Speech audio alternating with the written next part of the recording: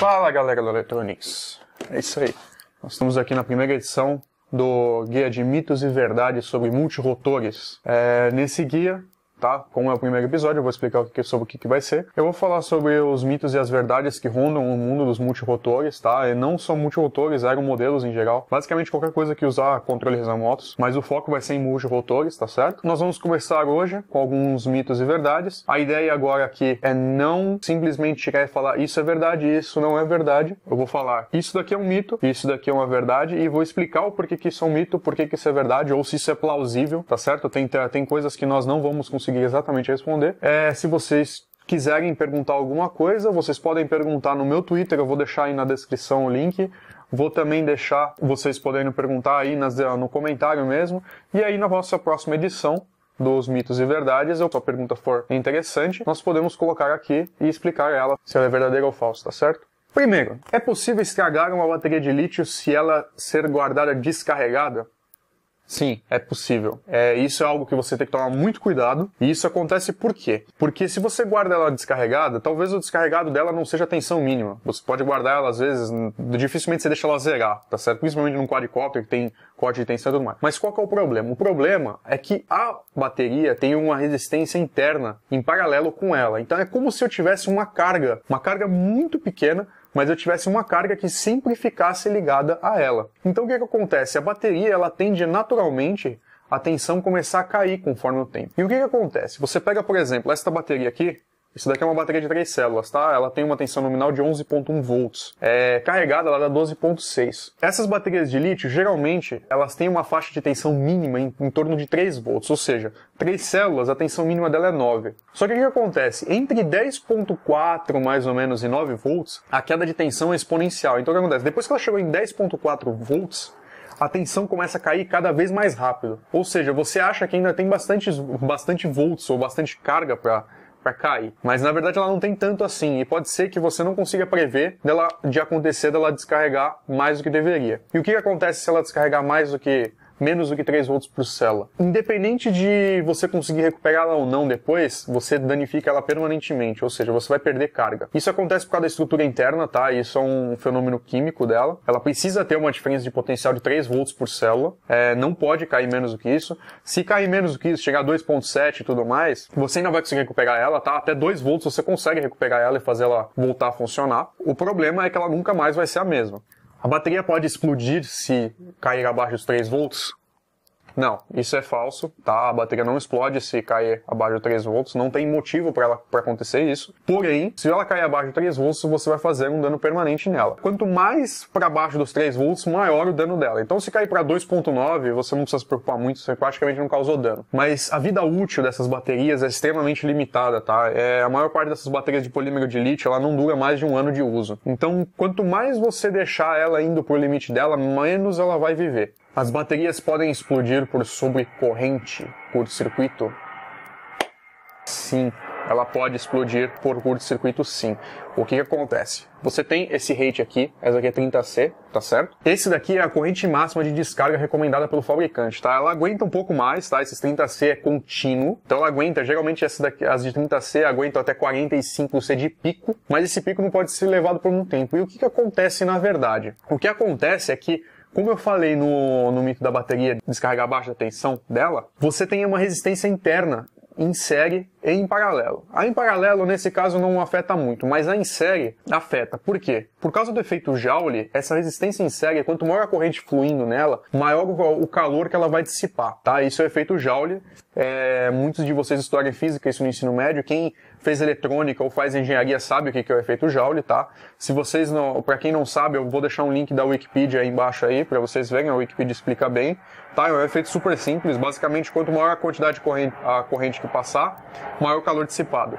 É o mesmo que acontece no seu chuveiro, tá certo? O chuveiro tem uma resistência e por causa do efeito Joule ele aquece a água. Então o que acontece? Quanto maior a corrente que fluir, maior o calor que ela vai gerar. Então o que acontece? Essa pequena resistência em série vai gerar calor na bateria. A bateria de polímero de lítio, ela tem uma faixa de temperatura até que alta para trabalhar, tá? Ela trabalha melhor quente. O problema é quando ela aquece demais. Se ela aquecer demais, você pode fundir a bateria internamente, tá? E isso pode causar um curto-circuito, que, como explicado no mito anterior, pode causar explosão de bateria ou pode causar muitas coisas, tá? Então o que acontece? Esse 30C aqui, na verdade, é proporcional, tá, à resistência interna da bateria. Então o que acontece? Baterias de C maior, ou seja, a capacidade de corrente de descarga maior, tem resistências internas menores, tá?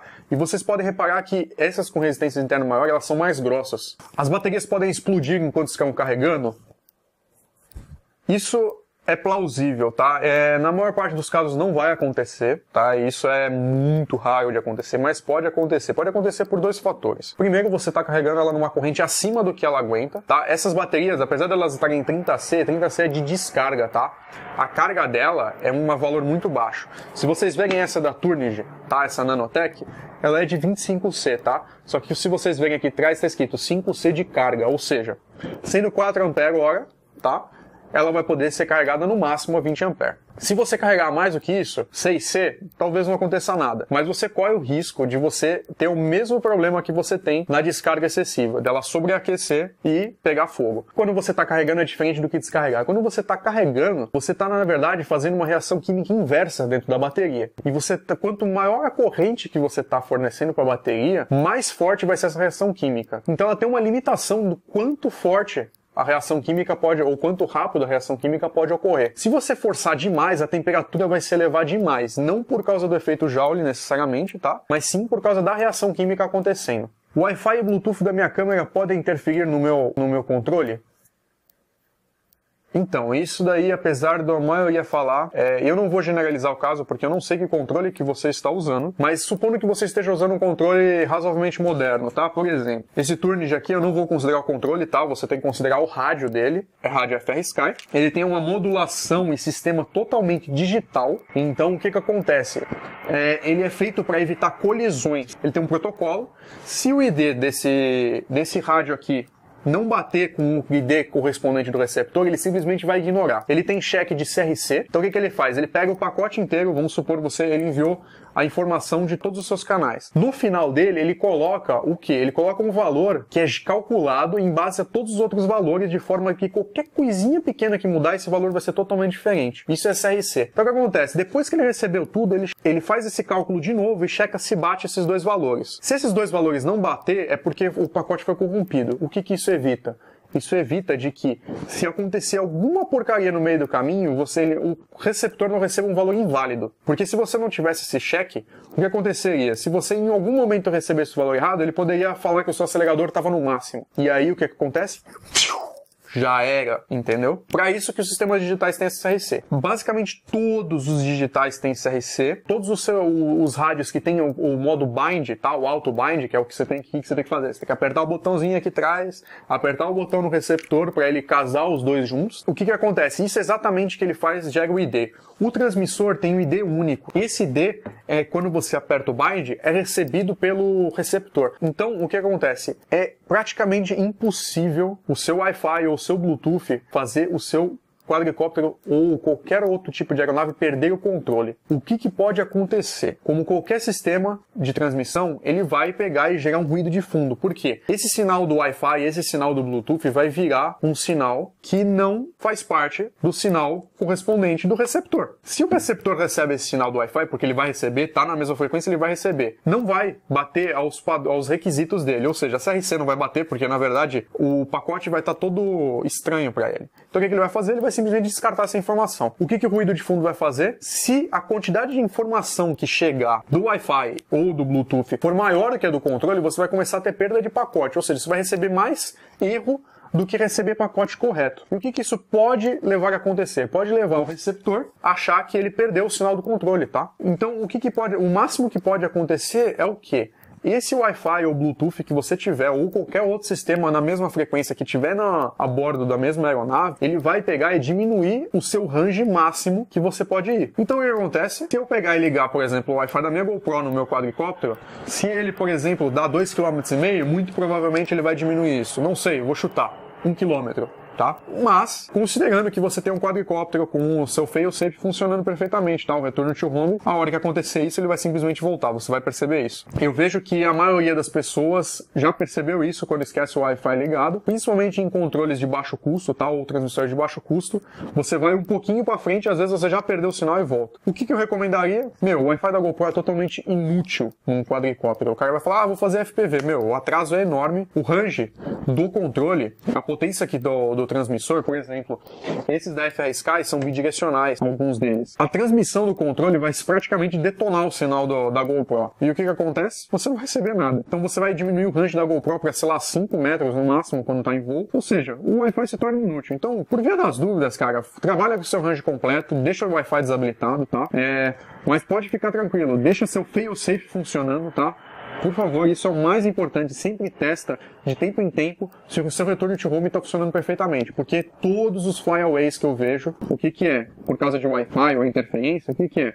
É o cara não saber, o retorno to home não funcionando, e aí, quando o cara vai com o Wi-Fi ligado, o cara vai num range que ele geralmente está acostumado a ir sem problemas, chega nesse range, o receptor acaba perdendo o sinal, e aí simplesmente aciona o retorno to home não está funcionando e pega uma vez o seu quadricóptero. Então, basicamente é isso, tá? Eu não recomendo você usar, por mais que isso não faça seu quadricóptero perder o controle, tá? Isso não vai... O Wi-Fi da GoPro não vai fazer o seu quadricóptero pilotar sozinho, não, isso não acontece. A não ser, claro, se você tem um controle antigo, analógico, o que eu acho muito difícil, tá? Porque todos os 2.4 praticamente são digitais, por mais que sejam os mais vagabundos, aqueles de 5 dólares, 10 dólares, são digitais, tá?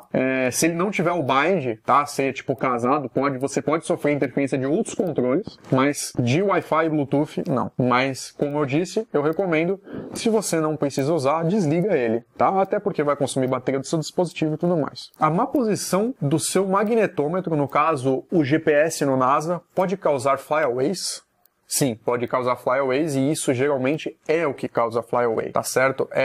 O NASA, como eu expliquei num vídeo anterior, no vídeo anterior, ele tem um detalhe de que até agora eu não consigo saber se ele tem a compensação da declinação magnética ou não. Mas tirando a declinação magnética à parte, porque, por exemplo, aqui no Brasil, na maior parte do país, a declinação magnética fica em torno de 22 graus. E então, essa declinação não é tão significativa, mas vamos supor que você colocasse ele totalmente contrário. Em vez de você apontar para frente, você aponta ele para trás. O GPS usa isso para se orientar. O NASA, pelo que parece, ele não usa a orientação do GPS para nada. Tá? Ele não usa essa orientação, não calcula essa orientação.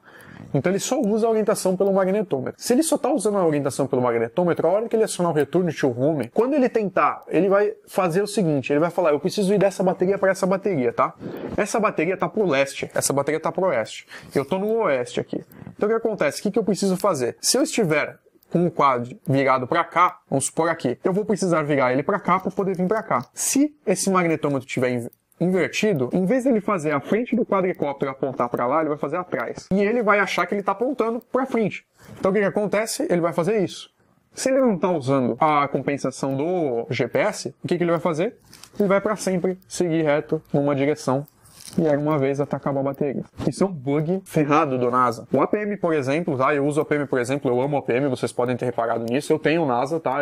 Também não sou contra, ele também funciona bem. Mas o APM, o que ele faz? Se ele detectar, eu preciso ir pro ponto 0, eu tô do ponto 0, eu preciso ir pro ponto 1. Se ele tiver no ponto -1, cara, tem alguma merda aí. O que ele vai fazer? Se ele se distanciar mais do que ele deveria, se ele não chegar onde ele tá esperando durante um tempo, tá? Com o tempo que ele calcula, o que ele vai fazer?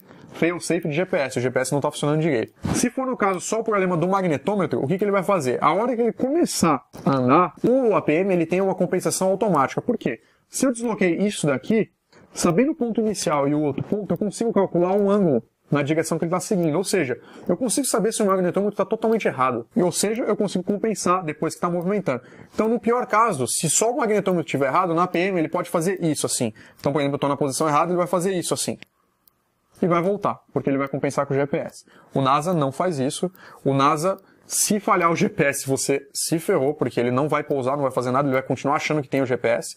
A APM, se falhar o GPS, o que ele vai fazer? Ele vai pousar, tá? Onde ele tiver, perdeu o sinal do GPS, não tem satélite nem nada, ele vai esperar, se eu não me engano, 10 segundos e vai pousar, porque a melhor coisa é ele pousar. Por mais que ele esteja num lugar que não seria o ideal pousar, melhor do que ele ir para longe, onde você não tem como pegar, não tem como ver, não tem como fazer nada. Então, pode sim causar e é o que mais causa. Para baterias 3S, usa hélices de tamanho X. Para a bateria 4S, usa hélices de tamanho Y. Isso é verdade?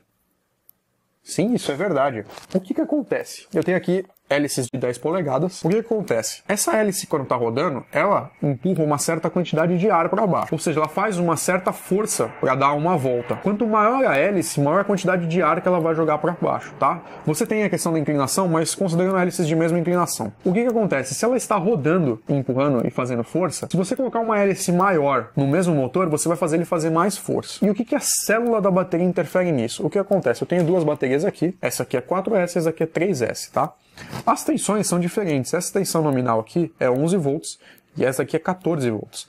Você colocando uma tensão maior de bateria no seu quad, o que vai fazer? Vai fazer o motor rodar mais rápido. Rodando mais rápido, você vai aumentar a força que ele tem que fazer, você vai aumentar o número de vezes que ele vai dar uma volta, óbvio, é claro, né? O número de voltas que ele vai dar no mesmo tempo. Fazendo mais voltas no mesmo tempo, vocês concordam que ele vai ter que fazer mais vezes empurrar o ar para baixo naquele mesmo tempo? Ou seja, no mesmo tempo, numa bateria 3S, ele vai fazer menos força de ar para empurrar o ar do que numa bateria 4S. Ou seja, você aumentando a bateria, você também aumenta o estresse do motor. Por isso que você tem tamanhos diferentes. Geralmente, quanto maior a célula da bateria, menor é o tamanho da hélice, tá? Então, sim, você tem tamanhos de hélices diferentes. Sempre consulte a especificação do seu motor, tá? Ou consulte benchmarks para ver outras pessoas que tentaram coisas diferentes. É preciso balancear hélices? Sim, não são todas as hélices, tá? Tem hélices de alta qualidade, tipo as da T-Motor ou da Tiger Motor ou coisa do tipo, que elas vêm muito bem balanceadas. Embora eu conheça gente que compra a Tiger Motor e balanceia mesmo assim, porque apesar o jeito que eles balanceiam é um jeito que não dá pra você ter 100% de certeza que ela tá balanceada, então vai meio de sorte. Mas, cara, é muito importante, tá? Vocês podem ver, essa hélice tá lixada, não sei se vai dar pra ver, na verdade. Esse lado aqui tá lixado, esse lado não, tá? Isso daqui foi o balanceamento. O que é o balanceamento? O balanceamento, basicamente, é você deixar essa hélice equilibrada. Então, qualquer posição que eu colocar essa hélice, ela fica parada na posição. As hélices que vêm de fábrica, se você colocar elas aqui no eixo, elas vão pender para algum lado, tá? Por que isso? Porque um dos lados da hélice estão mais pesados. Isso não significa que a hélice é de baixa qualidade, tá certo? Todas as hélices, logo que saem do processo de fabricação, elas não são perfeitamente balanceadas, tá? As hélices que vocês compram que vêm balanceadas, geralmente é por quê? Porque eles fazem um tratamento para tentar deixar mais próximo dos dois lados. Hélices de plástico, principalmente, nylon, PVC, ABS ou coisa do tipo, o processo é por estampa. É quase impossível você deixar exatamente a mesma quantidade de plástico dos dois lados da hélice. Então, não é necessariamente porque ela vem desbalanceada, não, essa marca não presta. Não tem nada a ver com isso daí. Essa marca, você só percebe que essa marca não presta a hora que você compra uma célula, uma hélice, e não consegue balancear ela. Por quê? A diferença é tão grande, mas tão grande entre os lados, que mesmo você lixando, a hélice que você lixou, o lado que você lixou ficou tão frágil que se você colocar em voo ela estoura. Hélices de fibra de carbono são consideradas mais balanceadas, pré-balanceadas de fábrica, por quê? O processo de fabricação das hélices de fibra de carbono permite uma dosagem específica de uma quantidade específica de resina para ir para cada lado da hélice. Por quê? Se vocês verem vídeo de fábrica no YouTube aí, eu não vou postar aqui porque eu não tenho nenhum agora de exemplo bom para isso, mas vocês podem procurar sobre fabricação de peças em fibra de carbono. Na fibra de carbono, você injeta a resina a quantidade específica. E para você injetar ela uniformemente, você tem que pegar todos os lados da sua peça. Então o que acontece? Uma hélice dessa vai ter um ponto de injeção aqui e outro ponto de injeção aqui. Então você consegue uma precisão muito maior de quanta resina está vindo para cá e aqui para deixá-las iguais. Por isso que eles chamam de pré-balanceada. Na verdade, eles não fazem nada na fábrica, eles só constroem ela. Eles só têm um equipamento que é bom o suficiente para você conseguir dosar os dois lados bem precisamente. Mas isso não quer dizer que ela está 100% balanceada, tá? Eu conheço muita gente que balanceia a hélice de carbono. Tá, eu mesmo balancei as hélices de fibra de carbono que vem, mas geralmente as hélices de fibra de carbono você pode simplesmente colocar no seu quad e voar mesmo com ela de fábrica, tá? É preciso balancear os motores? Olha, é plausível isso, tá? Porque existem motores, cara, que é humanamente impossível você fazer o balanceamento deles, porque eles já vêm num ponto eles são tão bem feitos que você não consegue pegar e melhorar a vibração dele. É exatamente pelo mesmo motivo da hélice. Os motores, você tem aqui, este motor aqui, por exemplo, vocês podem ver que eu coloquei uma fita de alumínio aqui. Por quê? Esses motores são chineses, tá? Não são motores de uma extrema qualidade, são motores baratos. Tem gente que voa sem balancear eles, tá? Voa muito bem, não tem problema. A vibração do motor influencia pouco na vibração do quad. A maior parte da vibração que você tem é por balanceamento de hélice, mas eu balanceei, tá? Porque eu quis deixar ele redondinho. O que acontece? E mesmo no metal, na fundição, é um processo também similar à estampa, isso quando não é estampa, e você não tem como saber se esse lado aqui ficou com mais metal ou menos metal do que aqui. Visualmente ele tá, só que o que acontece? O balanceamento geralmente é questão de microgramas, tá? Ou miligramas. E isso não é uma diferença notável visualmente. Eu sugiro que você use um software de medição de vibração no celular, coloca no seu quad, sem as hélices, liga, coloca ele várias medições, tá? Eu particularmente vejo que no meio do acelerador é onde ele vibra mais, no máximo ele não vibra tanto e no mínimo também não. E você vê se está no padrão aceitável, tá? Então eu vou colocar isso como plausível. Não é todo motor, tá? Tem um amigo meu que tem os motores da Tiger Motors, que são caríssimos, nossa, eu acho que são um dos mais caros. E se você liga ele não faz barulho nenhum, absolutamente, praticamente nenhum barulho. E se você colocar o seu celular para medir aqui, você vai praticamente ter uma vibração zero. Tá? Então aí depende do motor que você comprar. Você comprando motores genéricos é mais provável dele fazer mais barulho e vibrar mais. Você comprando motores de marca, menos probabilidade, mas você paga mais por isso. É preciso calibrar o magnetômetro antes de voar todas as vezes? Embora a maioria faça isso, não é preciso, tá? O que acontece? O magnetômetro, quando você faz a calibração dele, o que você está calibrando? Você está calibrando os máximos e mínimos do magnetômetro, tá? Os máximos e mínimos, cara, dificilmente vai mudar alguma coisa, tá? Muita gente aqui vai falar, ah, não, mas e se passar um ímã perto, ou pegar e passar num lugar que tenha, sei lá, campo magnético e tudo mais? Isso não vai mudar os offsets dele. Tudo bem, isso pode mudar, tá? Só que se mudar é porque magnetizou ele. E se magnetizou ele, a maioria das vezes a calibração não vai resolver. Tá? Você vai precisar passar um ímã até desmagnetizar ele. O meu outro quad, tá? No caso esse daqui, cara, eu fiquei um dia inteiro para desmagnetizar ele. Porque só pra você ter noção, porque eu montei ele e as chaves que eu uso são todas magnéticas. Então magnetizou, óbvio. O que acontece, cara? Ele estava magnetizado a um ponto que os três valores, o X, Y e Z do magnetômetro, estavam travados, a ponto dele nem mudar o valor, eu poder fazer o que quiser com o quad. Tive que passar o ímã várias vezes, tá? Até ele chegar num valor razoável, e aí eu calibrei. Muita gente vê lá no parâmetro do NASA, tem lá os três, o X, Y, Z e o mod. O que é o mod? O mod é o módulo dos três valores, tá?